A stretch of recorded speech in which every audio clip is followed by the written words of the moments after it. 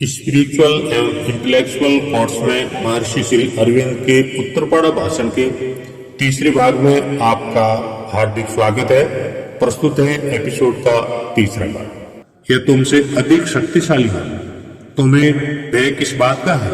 यदि तुम इस काम से हट जाओ या सो जाओ तो भी काम पूरा होगा। कल तुम इस काम से हटा दिए जाओ तो ये युवक तुम्हारे काम को उठा लेंगे और उसे इतने प्रभावशाली ढंग से करेंगे जैसे तुमने भी नहीं किया। तुम्हें इस देश को एक वाणी सुनाने के लिए मुझसे कुछ बल मिला है। यह वाणी इस जाति को ऊपर उठाने में सहायता देगी। यह वह दूसरी बात थी जो भगवान ने मुझसे कही। इसके बाद अचानक कुछ हुआ और क्षण भर में मुझे काल कोठरी के एकांतवास में पहुंचा दिया गया। इस एकांतवास में मेरे अंदर क्या हुआ यह कहने की प्रेरणा नहीं हो रही। बस इतना काफी है कि वहां दिन प्रतिदिन भगवान ने अपने चमत्कार दिखाए और मुझे हिंदू धर्म के वास्तविक सत्य का साक्षात्कार कराया। पहले मेरे अंदर अनेक प्रकार के संदेह थे। मेरा लालन पालन इंग्लैंड में विदेशी भावों और सर्वथा विदेशी वातावरण में हुआ था। एक समय मैं हिंदू धर्म की बहुत सी बातों को मात्र कल्पना समझता था। यह समझता था कि इसमें बहुत कुछ केवल स्वप्न, भ्रम या माया है। परंतु अब दिन प्रतिदिन मैंने हिंदू धर्म के सत्य को अपने मन में, अपने प्राण में और अपने शरीर में अनुभव किया। वे मेरे लिए जीवित अनुभव हो गई और मेरे सामने ऐसी सब बातें प्रकट होने लगी जिनके बारे में भौतिक विज्ञान कोई व्याख्या नहीं दे सकता। जब मैं पहले भगवान के पास गया तो पूरी तरह भक्ति भाव के साथ नहीं गया था, पूरी तरह ज्ञानी के भाव से भी नहीं गया था। बहुत दिन हुए स्वदेशी आंदोलन शुरू होने से पहले और मेरे सार्वजनिक काम में घुसने से कुछ वर्ष पहले बड़ौदा में मैं उनकी ओर बढ़ा था। उन दिनों जब मैं भगवान की ओर बढ़ा तो मुझे उन पर जीवंत श्रद्धा न थी। उस समय मेरे अंदर अज्ञेयवादी था, नास्तिक था, संदेहवादी था और मुझे पूरी तरह विश्वास न था कि भगवान है भी। मैं उनकी उपस्थिति का अनुभव नहीं करता था। फिर भी कोई चीज थी जिसने मुझे वेद के सत्य की ओर, गीता के सत्य की ओर, हिंदू धर्म के सत्य की ओर आकर्षित किया। मुझे लगा कि इस योग में कहीं पर कोई महाशक्तिशाली सत्य अवश्य है।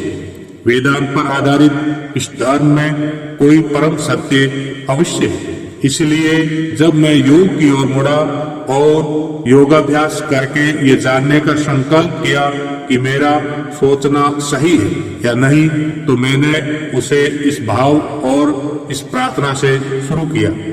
हे भगवान, यदि तुम हो तो तुम मेरे हृदय की बातें जानते हो। तुम जानते हो कि मैं मुक्ति नहीं मांगता।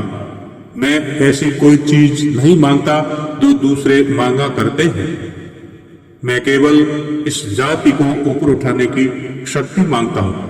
मैं केवल ये मांगता हूँ कि मुझे इस देश के लोगों के लिए, जिनसे मैं प्यार करता हूँ, जीने और कर्म करने की अनुभूति मिले और ये प्रार्थना करता हूँ कि मैं अपना जीवन उनके लिए लगा सकूं। मैंने योग सिद्धि पाने के लिए बहुत दिनों तक प्रयास किया और अंत में किसी हद तक मुझे मिली भी। पर जिस बात के लिए मेरी बहुत अधिक इच्छा थी उसके संबंध में मुझे संतोष नहीं हुआ। तब उस जेल के, उस काल कोठरी के एकांतवास में मैंने उनके लिए फिर से प्रार्थना की।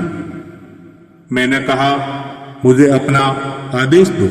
मैं नहीं जानता कि कौन सा काम करूं और कैसे करूं। मुझे एक संदेश दो। इस योग युक्त अवस्था में मुझे दो संदेश मिले। पहला यह था, मैंने तुम्हें एक काम सौंपा है और वह है इस जाति के उत्थान में सहायता देना। शीघ्र ही वह समय आएगा जब तुम्हें जेल के बाहर जाना होगा, क्योंकि मैं नहीं चाहता कि इस बार तुम्हें सजा हो या तुम अपना समय औरों की तरह अपने देश के लिए कष्ट सहते हुए बिताओ।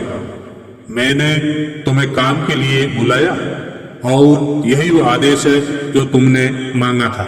मैं तुम्हें आदेश देता हूँ कि जाओ और मेरा काम करो। दूसरा संदेश आया, वह इस प्रकार था, इस 1 वर्ष के एकांतवास में तुम्हें कुछ दिखाया गया है। वह चीज दिखाई गई है जिसके बारे में तुम्हें संदेह था, वह है हिंदू धर्म का सत्य। इसी धर्म को मैं संसार के सामने उठा रहा हूँ। यही वह धर्म है जिसे मैंने ऋषि मुनियों और अवतारों के द्वारा विकसित किया और पूर्ण बनाया है, और अब यह धर्म अन्य राष्ट्रों में मेरा काम करने के लिए बढ़ रहा है। मैं अपनी वाणी का प्रसार करने के लिए इस राष्ट्र को उठा रहा हूँ। यही वह सनातन धर्म है जिसे तुम पहले सचमुच नहीं जानते थे, किंतु जिसे अब मैंने तुम्हारे सामने प्रकट कर दिया। तुम्हारे अंदर जो नास्तिकता थी, जो संदेह था, उनका उत्तर दे दिया, क्योंकि मैंने अंदर और बाहर स्थूल और सूक्ष्म सभी प्रमाण दे दिए हैं और उनसे तुम्हें संतोष हो गया है। जब तुम बाहर निकलो तो सदा राष्ट्र को यह वाणी सुनाना कि वे सनातन धर्म के लिए उठ रहे हैं। वे अपने लिए नहीं बल्कि संसार के लिए उठ रहे हैं। मैं उन्हें संसार की सेवा के लिए स्वतंत्रता दे रहा हूँ। अतएव जब ये कहा जाता है कि भारतवर्ष ऊपर उठेगा, तो इसका अर्थ होता है सनातन धर्म ऊपर उठेगा। जब कहा जाता है कि भारतवर्ष महान होगा, तो उसका अर्थ होता है सनातन धर्म महान होगा। जब कहा जाता है कि भारतवर्ष बढ़ेगा और फैलेगा, तो इसका अर्थ होता है सनातन धर्म बढ़ेगा और संसार पर छा जाएगा। धर्म के लिए और धर्म के द्वारा ही भारत का अस्तित्व है। धर्म की महिमा बढ़ाने का अर्थ है देश की महिमा बढ़ाना। मैंने तुम्हें दिखा दिया है कि मैं सब जगह हूँ, सभी मनुष्यों और सभी वस्तुओं में हूँ। मैं इस आंदोलन में हूँ और केवल उन्हीं के अंदर कार्य नहीं कर रहा जो देश के लिए मेहनत कर रहे हैं, बल्कि उनके अंदर भी जो उनका विरोध करते और मार्ग में रोड़े अटकाते। मैं प्रत्येक व्यक्ति के अंदर काम कर रहा हूँ और मनुष्य चाहे जो कुछ सोचे या करे, पर वे मेरे हेतु की सहायता करने के अतिरिक्त और कुछ नहीं कर सकते। वे भी मेरा ही काम कर रहे हैं।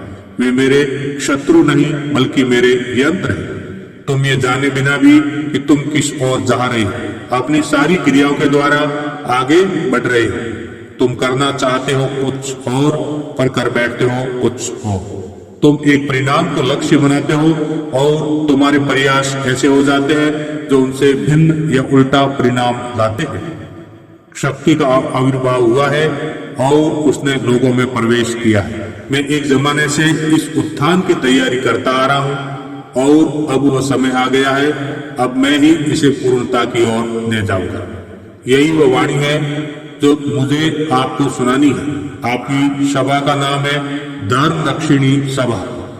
अस्तु धर्म का संरक्षण, दुनिया के सामने हिंदू धर्म का संरक्षण और उत्थान, यही कार्य हमारे सामने है।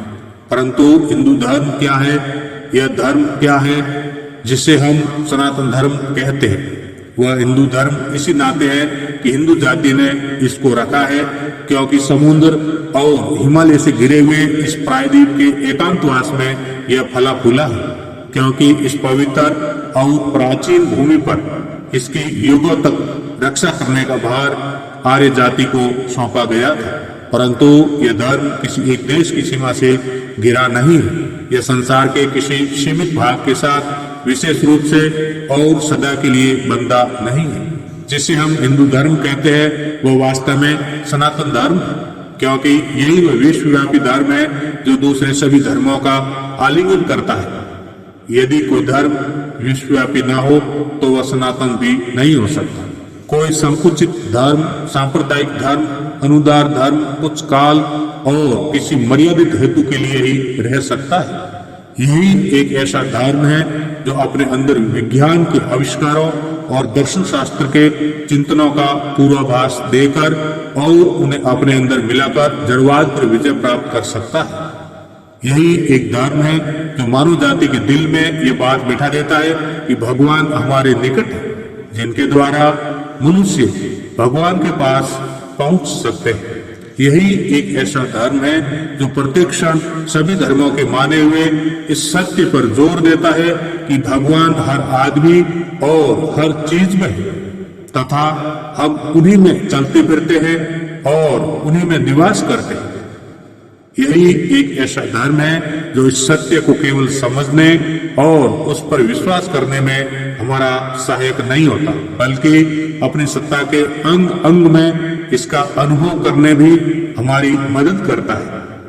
यही एक धर्म है जो संसार को दिखा देता है कि संसार है वासुदेव की लीला।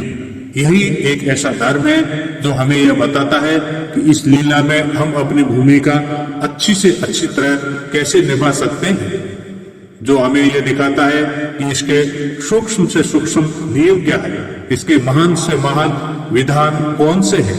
यही एक ऐसा धर्म है जो जीवन की छोटी से छोटी बात को भी धर्म से अलग नहीं करता, जो यह जानता है कि अमरता क्या है और जिसने मृत्यु की वास्तविकता को हमारे अंदर से एकदम निकाल दिया है। यही वो वाणी है जो आपको सुनाने के लिए आज मेरे जबान पर रख दी गई थी। मैं जो कुछ कहना चाहता था वह तो मुझसे अलग कर दिया गया है। जो मुझे कहने के लिए दिया गया है उससे अधिक मेरे पास कहने के लिए कुछ भी नहीं है। जो वाणी मेरे अंदर रख दी गई थी केवल वही आपको सुना सकता हूँ। अब वो समाप्त हो चुकी है।